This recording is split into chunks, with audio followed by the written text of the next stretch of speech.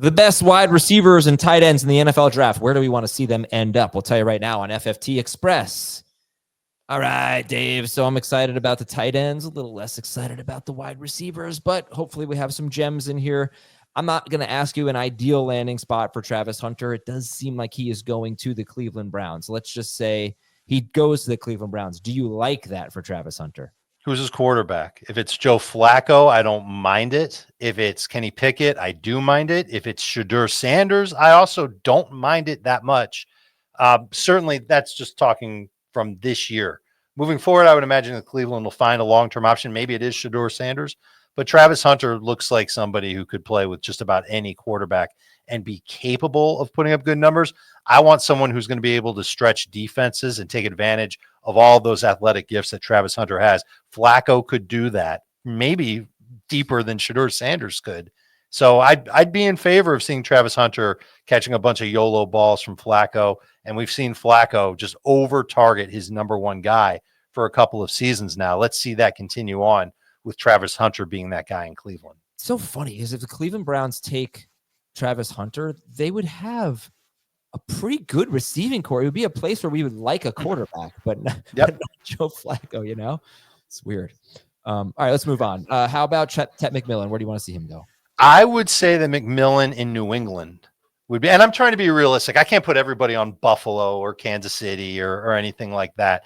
But if he goes to the Patriots, if any top receiver goes to the Patriots, well, they're immediately going to be the number one target getter. And that's what we look for in fantasy football. So putting a big guy who can win on downfield throws from Drake May, that to me sounds like somebody that could end up being good for fantasy.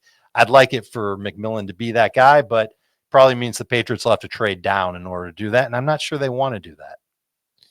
But, you mentioned I can't put everyone on Kansas City or Buffalo. Is New England actually a better destination for a wide receiver just because of target volume? Right. Because you're thinking about that. Right. Because if you put somebody on Kansas City, look at all the guys they're sharing with. Put somebody on Baltimore. Not only are they sharing, but that's a team that wants to run the ball a good amount of the time. Hey, look, if McMillan goes to New England, big question mark about how the Patriots will run the ball. Not as big of a question mark, I guess, in terms of like arm strength from their quarterback, but obviously accuracy, that's still a question mark. Drake May going into his second year, and pass protection, obviously, that offensive line isn't so great. That's why they're being linked to Will Campbell over and over in mock drafts. So how many wide receivers, if they went to the Patriots, would you rank ahead of Stephon Diggs? McMillan would probably be one of them. Hunter, if he somehow made it there. I'm not sure if I would say that with Golden or Ibuka or Burden, because I wonder if Golden gets enough volume, and if Ibuka and Burden, they're kind of playing that same role that Diggs would play. I think McMillan is a great fit alongside Diggs, because Diggs would be, third down guy, short area guy, slot roll guy, not somebody who's working 10 plus yards downfield a lot of the time. McMillan would. So they seem to kind of go together. Golden would kind of go together too. I just don't know how good he can be. He was a late breakout at Texas. All right. So where do you want to see Golden go? How about we'll go to him? I think he would give an element to the Packers offense that they were hoping to get out of Christian Watson. And we don't know if Watson will even play this year. So it's a fresh, fast body that does have huge upside. He could end up being the best wide receiver in this class. If he plays, he's ascending, right? We know that his 2 years at Houston, not very good. His early 2024 at Texas, not very good. And then he got a chance to play a little bit more. He got more playing time with the Longhorns. He evolved into being their number one receiver. You see that speed on film. You see that talent on film. He's a high character guy who's continuing to work on his game. If he does that in Green Bay, sure, he could end up being somebody that averages around 6.5 targets per game, which, as we learned on the main show, Adam, would be a pretty good thing for a wide receiver to get in that Packers offense, since they share so much when it comes to target volume. All right, let's take a break here. I don't know if there's any more wide receivers you want to talk about, or we can. There's two more. All right, we'll get to that when we come back on FFT Express. We're back, everybody. Dave, give me two more wide receivers and where you want to see them go. Okay, Emeka Egbuka is probably going to be a first-round pick. He might be a late first-round pick, but the team that I think would absolutely be outstanding to have him on is Tennessee. Make Ibuka, who's this safe, high floor slot more than anywhere else type of wide receiver, but he's got the upside to play on the perimeter. Make him the number one guy in the security blanket for Cam Ward. We saw what Ward did last year at Miami with Xavier Restrepo as his top target. Obviously, Miami had some other peripheral guys that attacked further downfield, but I think Ibuka could be just that sure-handed, short area guy, and maybe even an intermediate too, Adam, who could help Cam Ward just have somebody as a reliable option from play to play. You look at that Tennessee receiving core right now, it's Calvin Ridley, but he's more of a downfield guy. At least that's how the coaching staff viewed him last year. And then there really isn't anything else that makes you go, oh, that's awesome. You know, all signals are great for Cam Ward. They need somebody else, and that short aerial, reliable guy who won't get double teamed. I think Ibuka could be that guy, and he'd be great in Tennessee. Ibuka might be great almost anywhere he goes, but I think in Tennessee that target volume would follow him. And there was one more. Luther Burden in Dallas. And this was talked about on the main show as well, and I kind of like it. And I know that CeeDee Lamb, he's not a guy that gets a bunch of 15-plus air yard throws anyway, but they could push him to 12 to 15, that range, and use Burden as a shorter target, at least at first, and then maybe try and work in some deeper stuff. There is some upside for Burden there. That's an offense that potentially could be a high pass volume, and he would be the number 2 option there if he goes to Dallas.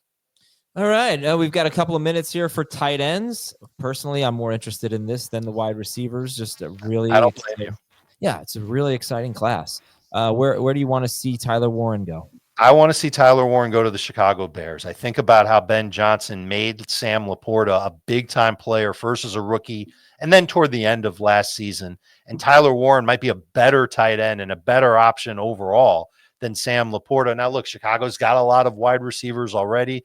So did Detroit, and it didn't really stop them. And if the Bears do get Warren and don't go crazy trying to improve their run game, then Caleb Williams is going to have to throw a lot. And he had Cole Kmet last year, and he could have done a good job connecting with Cole Kmet when plays broke down, and at times he did. Having Tyler Warren as just a massive target who can make big plays after the catch, that would excite me.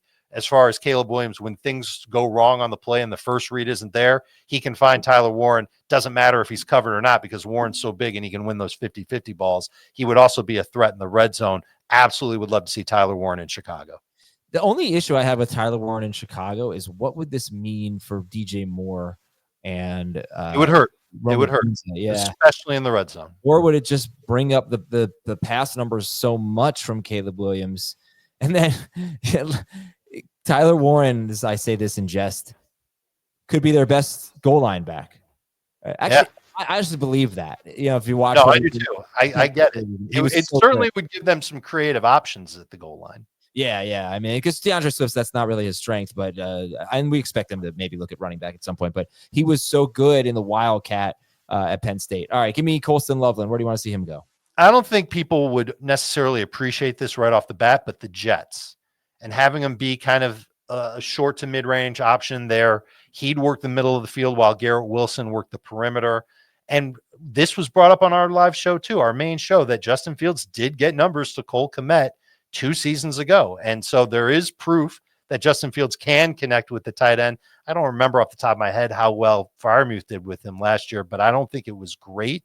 Maybe you've got that information. Maybe it doesn't matter, because Loveland is much more of a receiver than he is a blocker, and Freiermuth is more of a blocker than he is a wide receiver. He would easily be the number 2 target getter for the Jets with a quarterback that can just easily look to him, kind of like what I was saying with Caleb Williams when things break down.